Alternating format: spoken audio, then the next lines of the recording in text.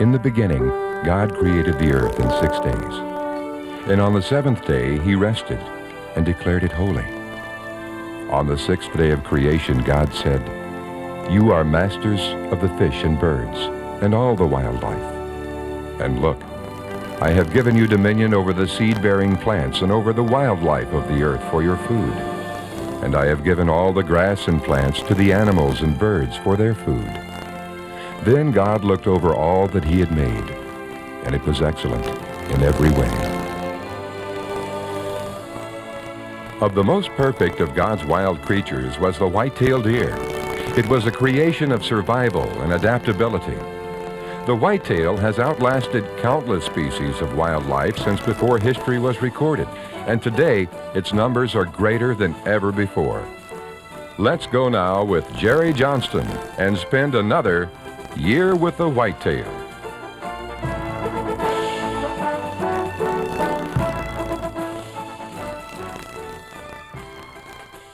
Life begins for the whitetail in the spring of the year. Fawns are born usually in May or June. Newborn fawns will spend about 90% of their time curled up in their beds. They will, however, get up and change locations 4 or 5 times each day.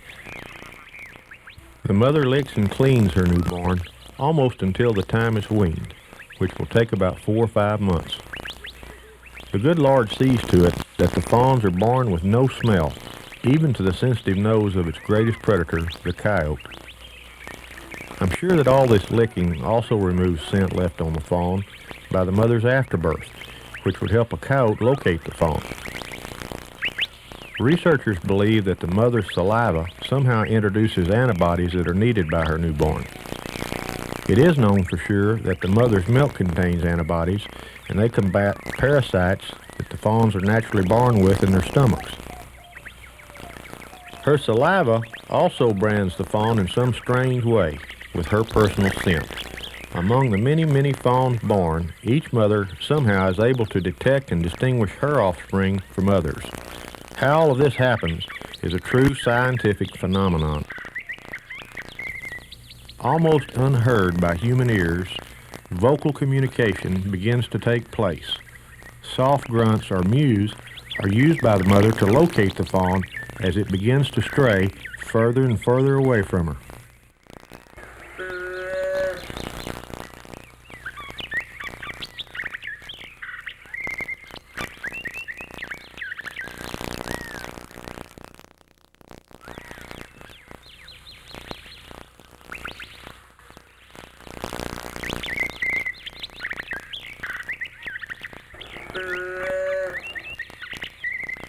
In about 3 or 4 weeks, the little fawn begins to follow its mother. It's pretty common for does to raise their fawns close to water because green vegetation is usually more plentiful here. The fawn will learn to eat by watching its mother, and it quickly learns that this wet stuff isn't all that bad either.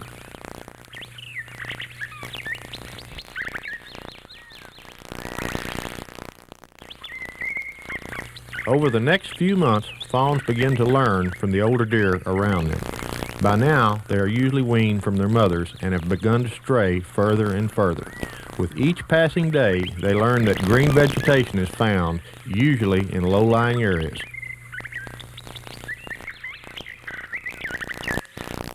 By now, the fawn has learned to be alert and on the lookout for its greatest predator, the coyote.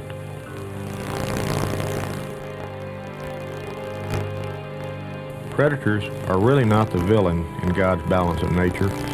They are an integral part of the daily process of life. Predators have existed in some form or another since God created all living things. The coyote, as well as the mountain lion, are among the most perfect creations of predation. Mountain lions can survive on a simple diet of cottontail, jackrabbits, and especially the javelina. Compared to the coyote, they are by design small in numbers but extremely effective in their ability to ambush, surprise, and kill their prey. The maternal instinct to protect her fawn sometimes causes the doe to completely overcome her fear of predators, especially if only 1 or 2 coyotes are present.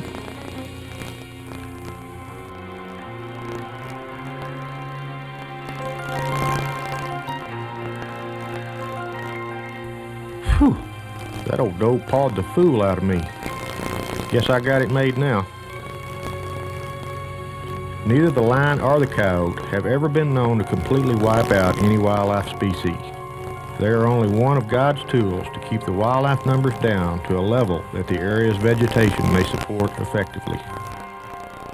Throughout God's earth, some things must die so that others may live. It has always been and always will be.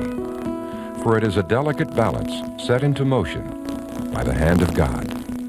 Indirectly, sheep and goats are also predators to the whitetails. Their introduction to the whitetail's natural range created severe competition for the available food source.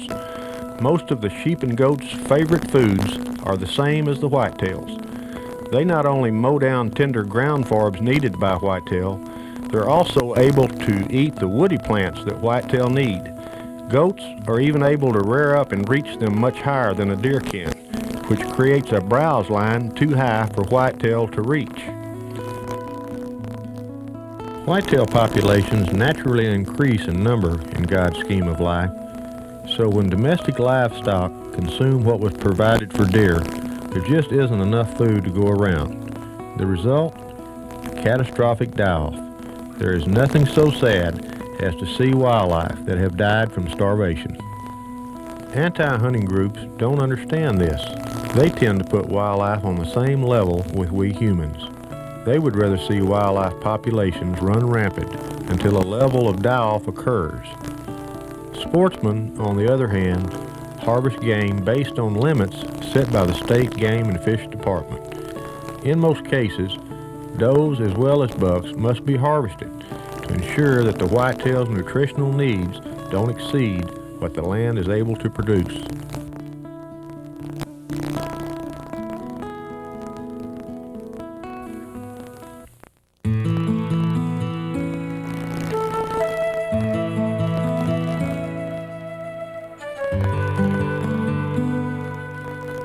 Spring is a glorious time of the year. Flowers are blooming, critters are on the move, and life is full with seed and young. And it's the mating season for the wild turkey.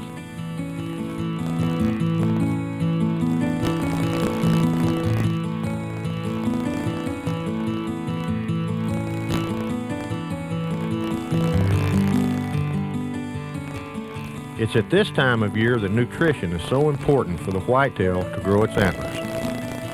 It's at this time of year that hunters take to the field in hopes of calling up an old tom.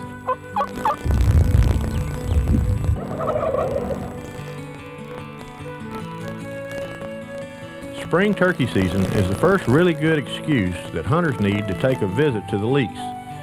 If you've never tried calling up turkeys in the spring, you ought to. Seeing an old tom strut into your call is almost as hair-raising as seeing an old buck come into your horns. Call a gobbler into shotgun range and you've got something to be proud of.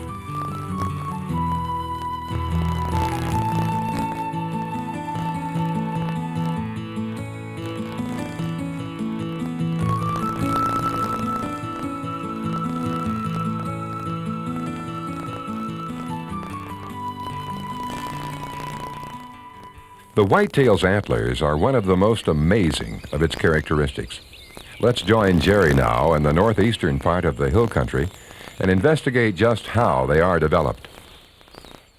The shedding of antlers is triggered by the increasing hours of daylight, which start in December. The eyes of a buck function like a photoelectric cell, which send messages to its brain. The brain then gives a command for the body to release antler growth hormones. New growing antler material then actually push the old antler off, forming what is called the pedicle. Judging by the bucks I've observed during antler shedding time, I'm convinced their antlers actually begin to itch right where they join onto the head. A lot of times they may actually be kicked off rather than dropped. It's common to find both sheds close to each other, but sometimes they may be several hundred yards apart. Late April and early May is a real good time to be out on your lease looking for sheds. Chances are the buck that dropped them will be around the same area when the season opens.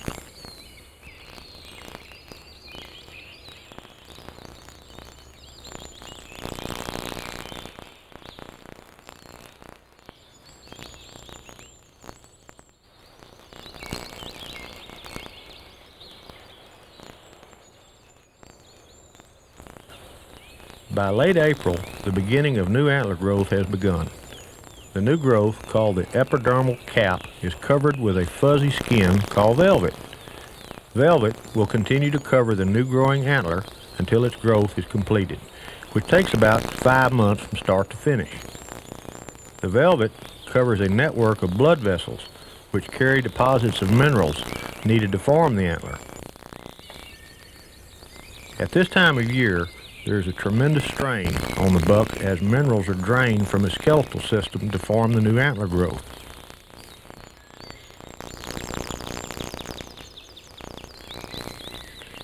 In only 3 weeks, the antlers have grown from stubs to the beginning of forks. A buck's antler will often grow as much as 1/4 of an inch a day and grow much the same as a tree does, adding new growth from the base. By late June, this group of bucks had grown their antlers to about 3/4 of their full growth, and I was beginning to know each one individually. I named this buck Big John because he was the most impressive of them all. This was the 2nd year in a row that I'd seen Big John, and he was really growing a good set of antlers. This buck was growing an extra beam right out of the base of his burr. I never figured it out, but he was really concerned about something up in that tree.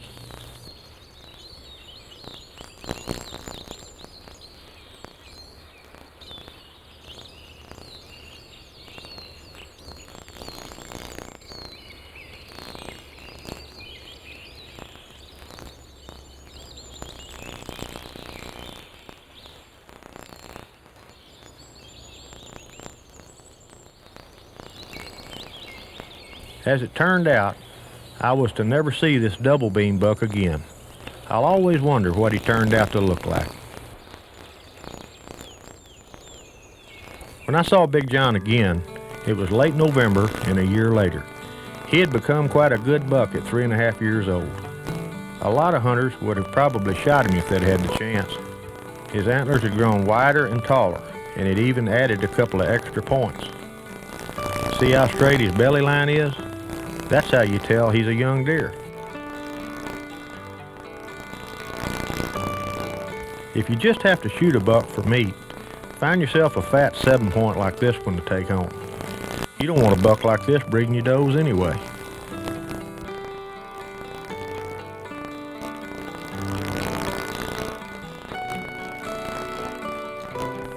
How about this buck? Would you take him? Remember, look at his belly line. Young bucks, 3.5 years old and younger, always have a straight belly line. It would be a mistake to take a buck like this at 3.5. In another year, he could very likely grow into a buck like this. At 4.5, notice that his chest is deeper and his shoulders are stouter. If you're ever to have a super buck on your lease, you've got to learn to judge a buck's age on the hoof very quickly. Here's another mistake buck. He's probably no more than 2.5 years old. Just look at the potential this buck has. Look at his face. It's meek like a doe. Look at his belly line. It's real straight.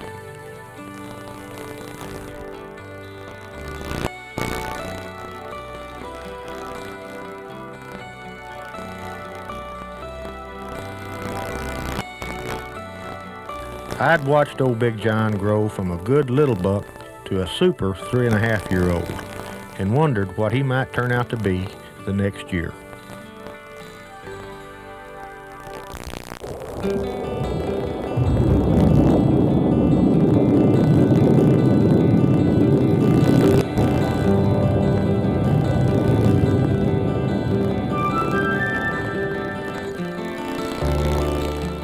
In the summertime, it's hot, and most wildlife is going to hang pretty close to water. Instinctively, bucks just lay around most of the day. In the early morning and late evening hours, they will spend their time feeding on the plentiful summer vegetation. By design, they're actually storing up a fat supply for the harsh winter that lies ahead. Summer is a lazy time of the year for wildlife. It's a time when migratory birds follow the food chain south. As seed-bearing plants die, they will fly further south to find ones that haven't.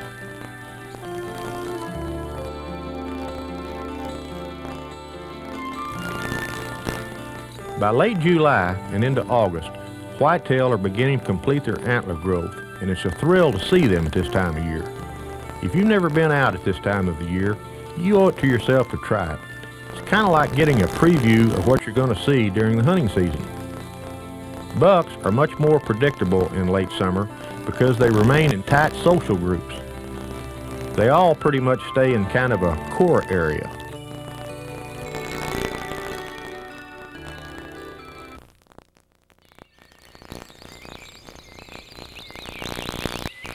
In the summertime, from July through August, a water hole is a pretty good place to find whitetail, as well as most every other kind of wildlife. Just sit in the brush with the sun to your back and in the shade, keep yourself hidden and downwind, and you're sure to see plenty.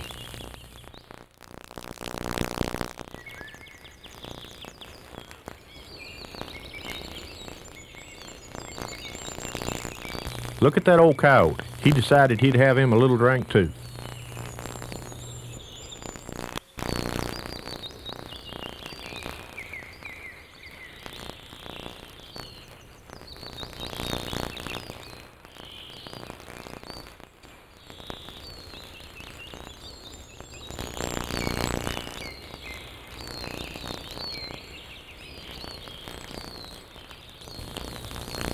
This social group of bucks will continue on a relatively friendly basis until pre-rut activities begin.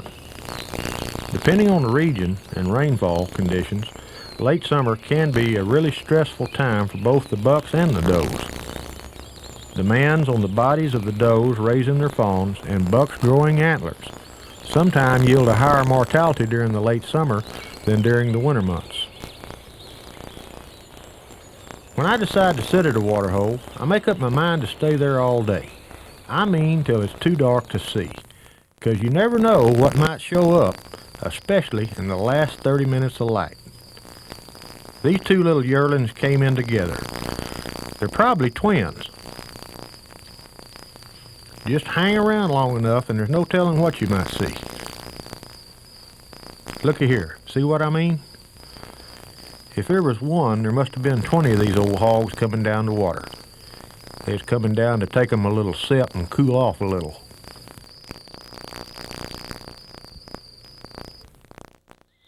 About a month later, I was sitting in another water hole down on the Tiamoya division of the King Ranch. I had my sack lunch with me and I intended to stay all day. Water holes attract deer from long distances, especially if they're the only water source around. In the summertime, a whitetail needs to drink about 3/4 of a gallon a day, and in the winter, they need about half that amount.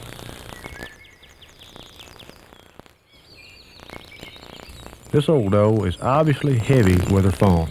You can see that her growing embryo has put quite a strain on her body. She's having to eat for two, you know. It takes about 200 days from the time that a buck breeds the does for new ones to be born. And it's common for a doe to chase off their yearling offsprings from the year before. This gives them some privacy for the newborn that's coming soon.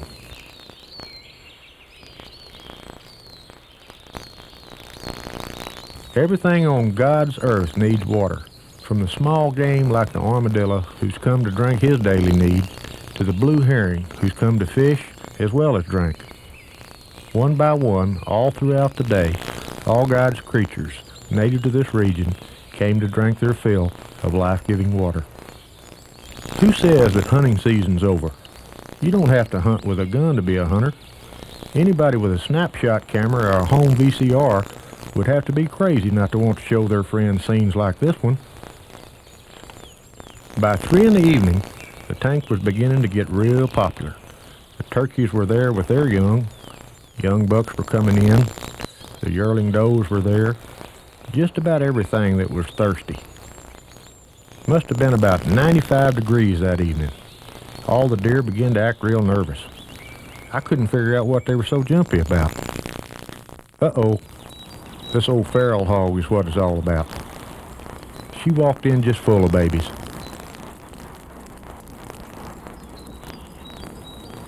Well, I've had enough of you. You're running off all my deer. Shoo! Get on out of here.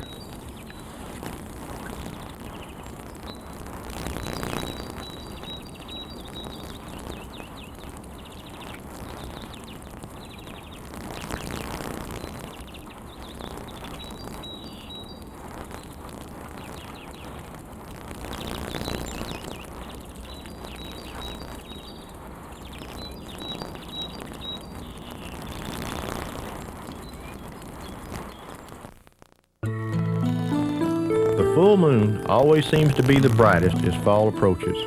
Maybe the cooler night air erases the humid summer haze. Most wildlife are enjoying all that life has to offer as a time of climax approaches.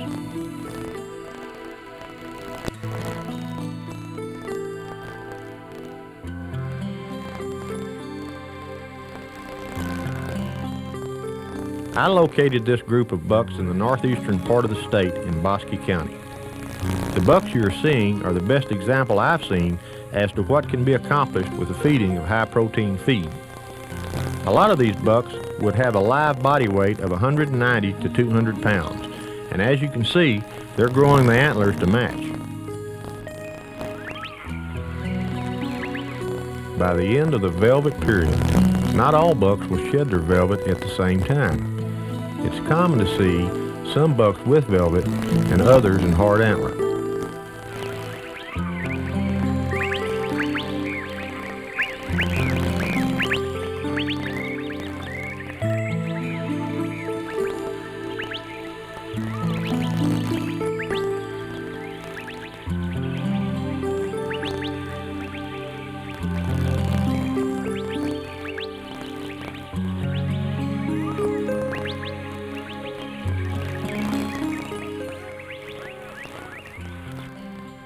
About 2 weeks later, I was back down on the King Ranch and just about all the bucks are out of velvet. The bucks look real slick and fat as it's been a good wet spring and summer. See how chocolate brown this buck's antlers are? He probably rubbed out on a mesquite or a ratama bush.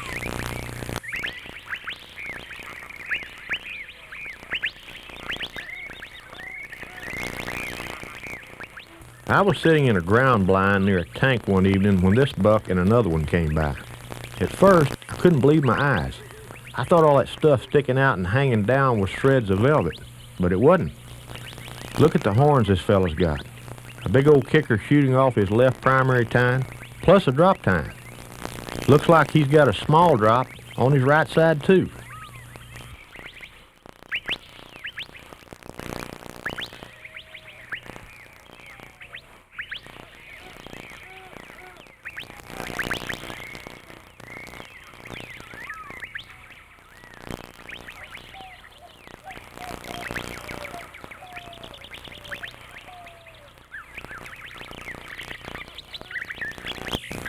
I believe he's got double brow tines to boot.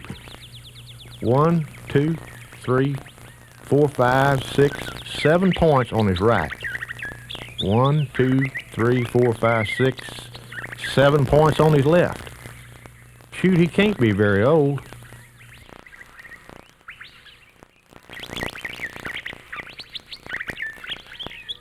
About this time of year, just after the velvet is shed, the hormone level of the buck is rising fast.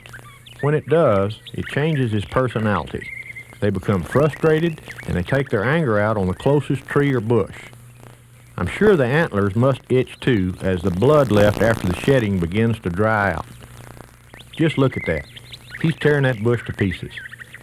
At this time of year, the bucks begin to split up and are becoming belligerent to one another. From now on, they will begin to roam, and instinctively they will begin to mark their territory much like an old house dog does the backyard.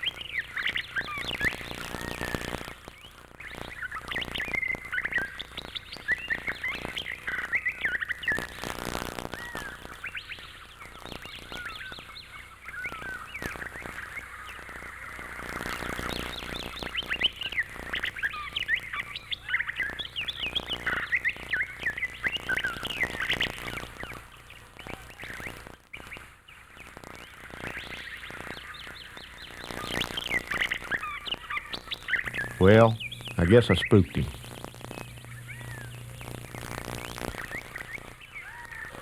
This buck is just spalling for a fight.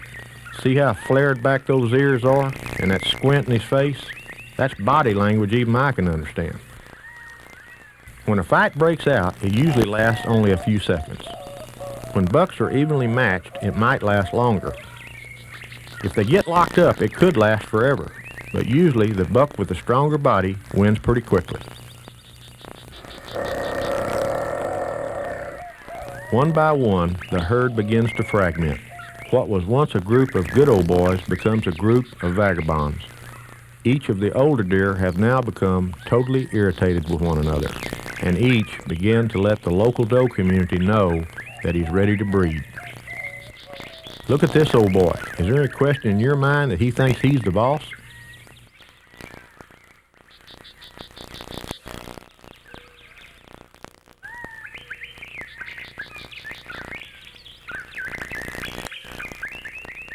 This buck here's got a pretty rack. Look at that body. He's got to be 6.5 years old. Here's an old mature buck. Look how deep his chest is. Kind of walking all stiff-legged.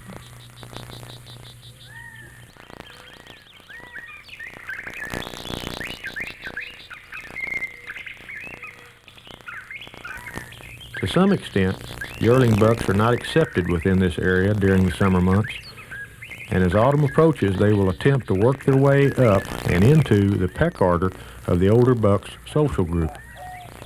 In the early autumn, signs of the upcoming rut first appear close to the summer core area.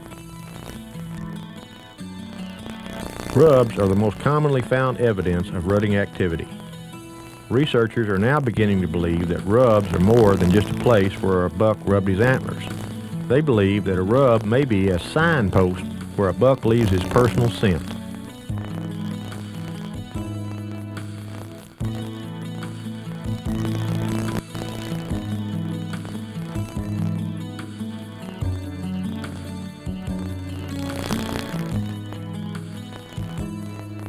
Commonly, a buck may leave his personal scent by rubbing his preorbital glands, which are located in a fold in front of his eyes. During the pre-rut period, bucks may leave their scent in overhanging limbs like this one. They may leave it on a signpost or rub, or of course in a scrape. Mature bucks leave their scent as a message of intent to breed to the local does.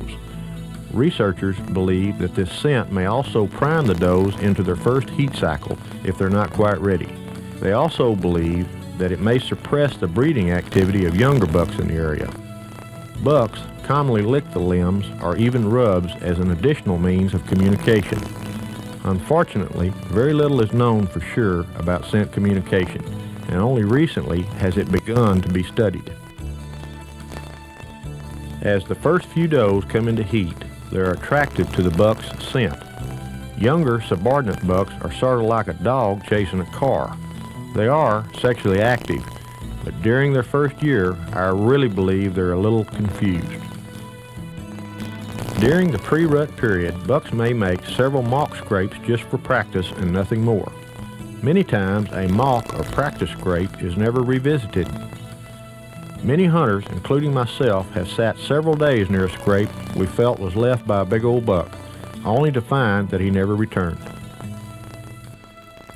It's common for bucks to start pestering does before they're ready to breed, especially if they're young bucks like this little fella here. She just don't want nothing to do with this little fella.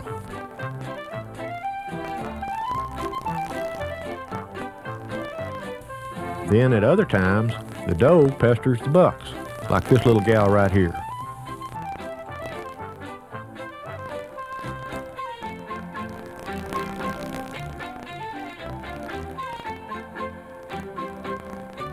Without any trouble, the buck locates where the little doe left her "Come chase me" message. The little gal is downright teasing this boy.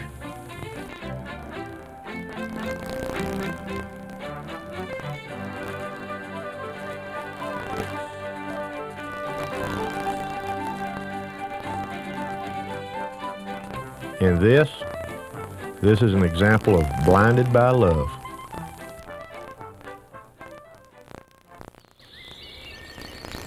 The constant rubbing and sparring with bushes and young sapling cause the muscles of the buck's neck to enlarge.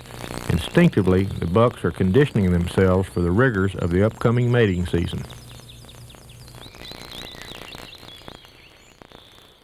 This buck may be high man on the totem pole when it comes to bucks, but when it comes to armadillos, that's another matter.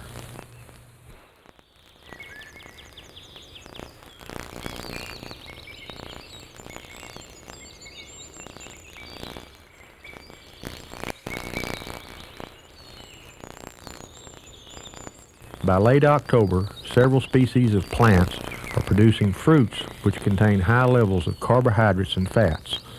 In the hill country, acorns begin to fall and are utilized by the deer to build up their fat reserves, which are converted to energy needed as the rut progresses.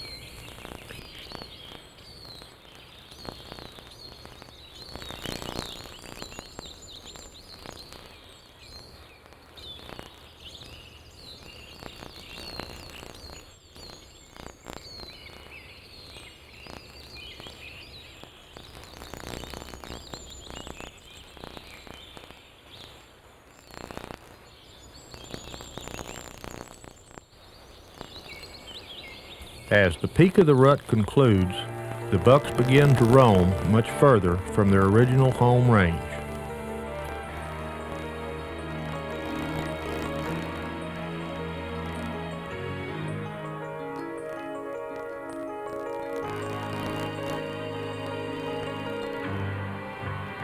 As the rut progresses, mature bucks will increase the distance of their daily scrape and scent marking routine. They may travel over as much as 6,000 to 7,000 acres in a 4 or 5 hour period of time. By traveling long distances and into other drainage areas which hold different communities of doe, they probably prevent interbreeding within their own home range. By using radio collars on mature bucks, only recently has this long-distance traveling theory been proven.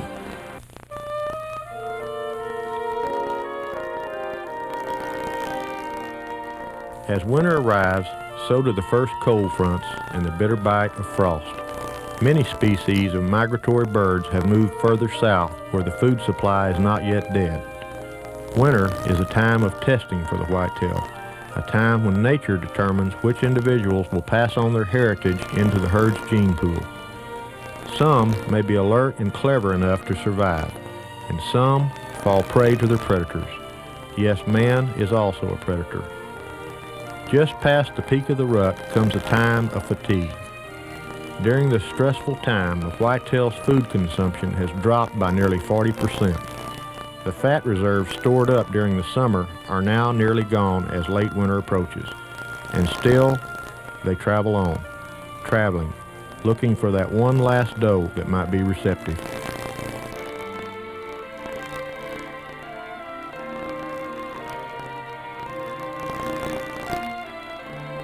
It's late January now, and most does have been bred in one of the first 2 heat cycles. Only a few does remain that have not yet conceived. Still, the young bucks with more virility and little sense chase on.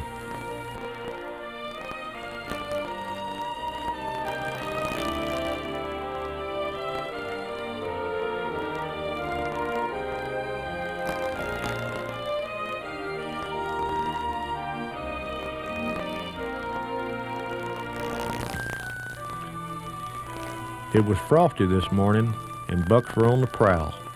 It was one of those special bluebird mornings. I could hear the frost crack with every step the bucks took. It was one of those mornings that made the hair on the back of your neck stand up in anticipation. The bucks were strutting around, walking sideways, sometimes as if to try to make themselves look bigger. Lord, they're a sight to see at this time of year. It's a time when you just know the bull of the woods might walk out at any time.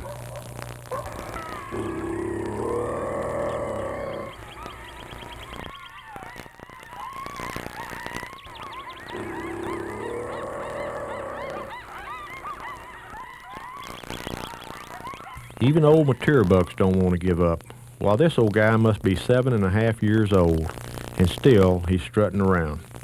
It's not hard to believe how old bucks end up dying from exhaustion and just not eating. Finally, one at a time, they just wear out. Their coats look all scruffy, and they finally come to their senses and know it's time to give up.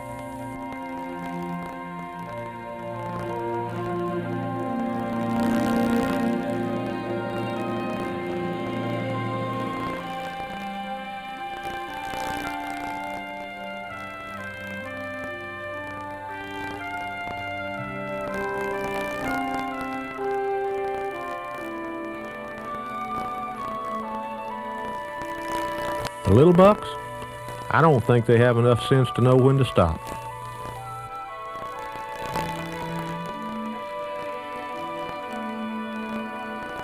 You'll see the older bucks sometime in the middle of the day. A lot of times ones you've never seen before. No telling where they came from.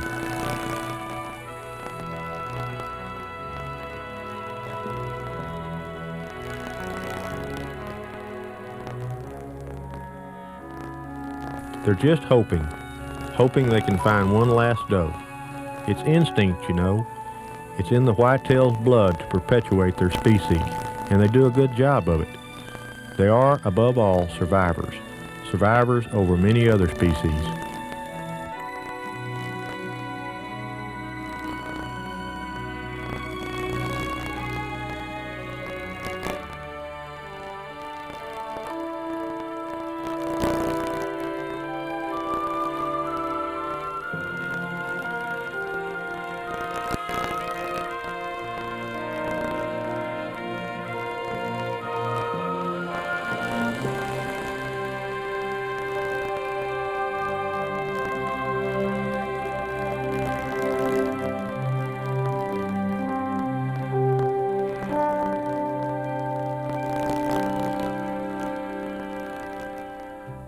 The whitetail is an amazing creature. I guess I'll always be hunting for that certain special one. Meanwhile, I'm just real content in just watching them. I really believe that most wildlife biologists would agree that the more we study whitetail, the less we really know about them. A wise man and rancher named Richard Bennett once wrote, "When it comes to wildlife and the living things around us, we have a moral obligation to leave them in better shape than we found them, so that our future generations may at least enjoy what we have. Hopefully, they'll enjoy more."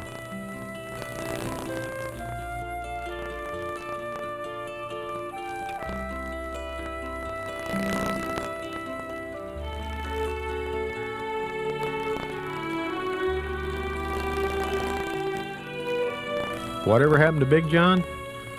Well, he turned out to be quite a buck. He started out his first year with a mighty good rack. By 2 1/2, his antlers began to thicken just a little, and he was filling out a little. By his 3rd year, I started to see quite a bit of difference.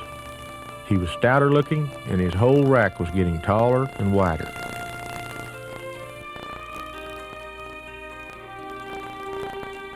By 4 1/2, he had made a dramatic change. By the time a buck reaches this age, his skeletal system is as big as it's going to get, so more of his nutrition goes into his antlers. Did he make it through the season? Well, he did, but that's another story.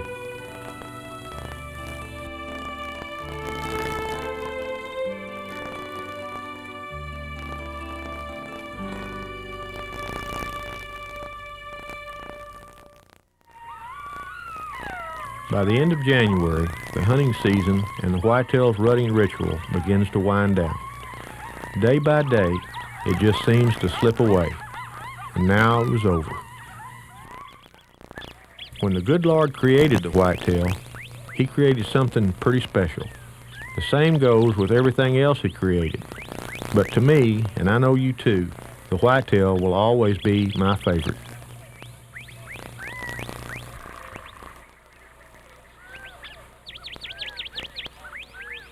The coyotes, the mountain lion, and all the whitetail predators, they're not the villains any more than we hunters are.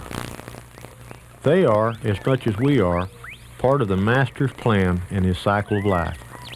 There are those that think that we hunters are the villains in nature, and they somehow are going to save everything. I guess they just haven't taken the time to read Genesis in the Bible. If they had, they would understand that wildlife aren't people.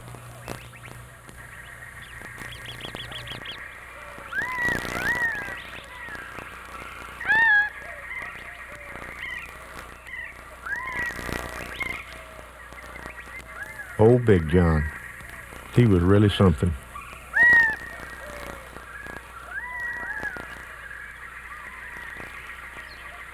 If you haven't been doing it, just take the time during the season and go out in the wild and sit. Spend a day sometime and just soak in all that was given to you and to me.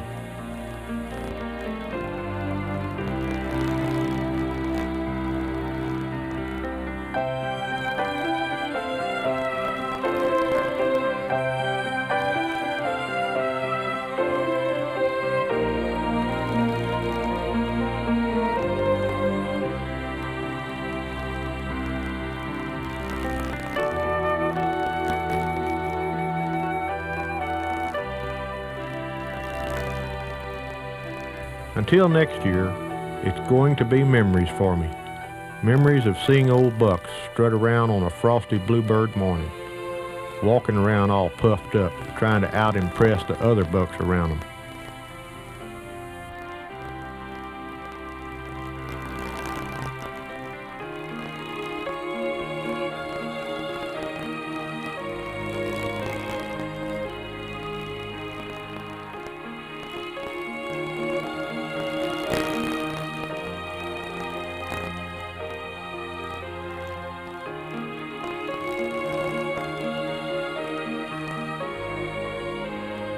I've seen a lot of amazing things through the years.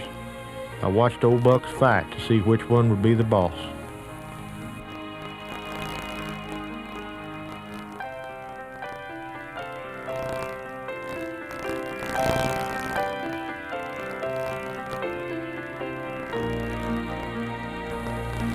I've seen some bucks that most of us only dream about. I saw this buck down in Frio County. It's hard to believe that this buck is probably only 4.5 years old.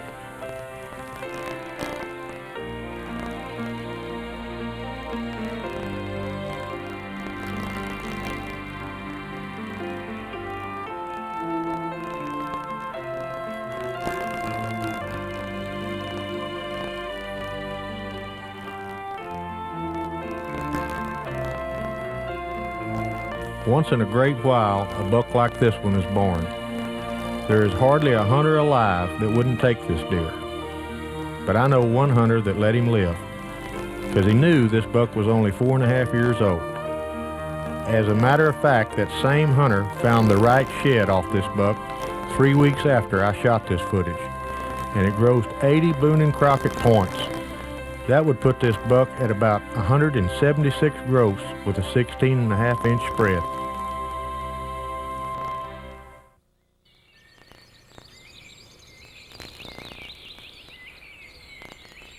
Remember what you've learned in this tape. Watch it over and over again. Before long, you'll learn to judge bucks to within a year or so of being correct. How old is this buck? Well, he's over the hill and probably will die soon. See all that loose skin on his brisket? See how tired and gray looking his face is? His teeth are probably so wore out he can't nip off and chew his food anymore. I'd guess he's probably 7.5 years old or older. Remember when you see those really good middle-aged class deer? Let them go, and in a year or so, you really have something worth taking home.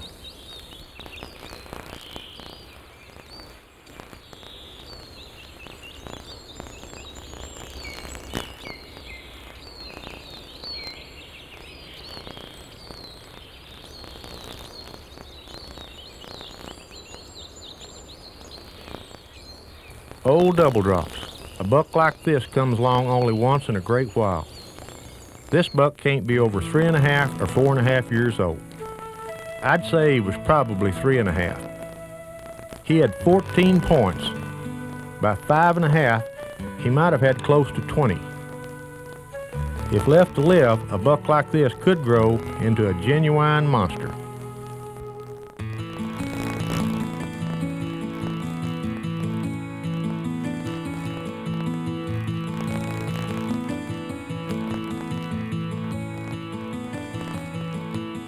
Some bucks, like this 4.5-year-old, will never have a big rack at any age. They just don't have the genetics. I've seen bucks make a dramatic change antler-wise between 3.5 to 4.5. If he's not much of a buck by 4.5, chances are he never will be.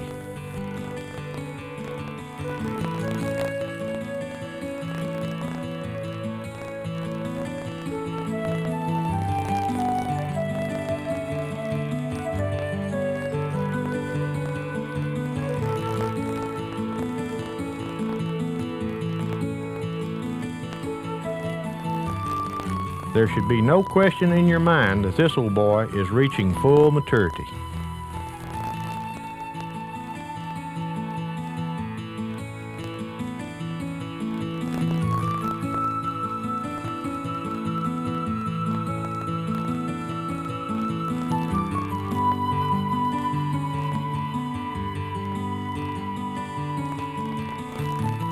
Don't even try to judge a buck if you can't see his whole body. When bucks are in the rut with real swollen necks, you can sure make a mistake if you're not careful. So try not to get too excited and look them over real good before you decide to pull the trigger.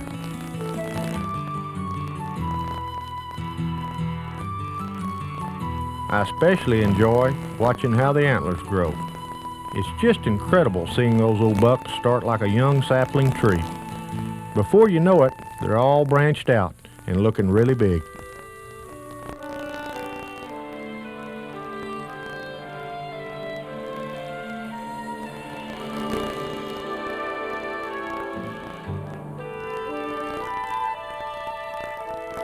Old Moose. He was really an exceptional buck. Notice that big knot on his hind leg? Looks like he got injured there some time back. That's probably what caused his antlers to be so unusual.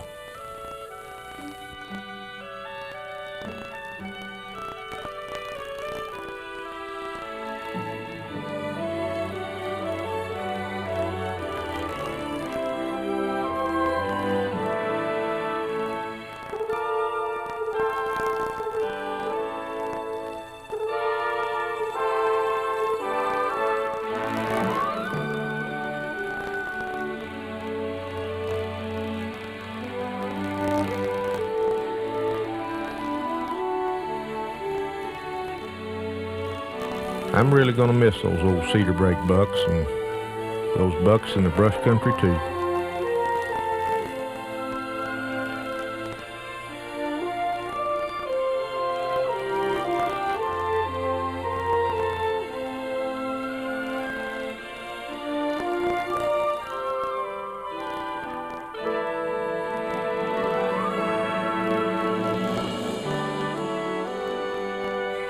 The whitetail is an incredible animal.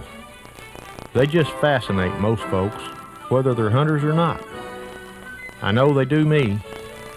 I just can't wait till next year, so I can see what all the bucks I saw this year turn out to be.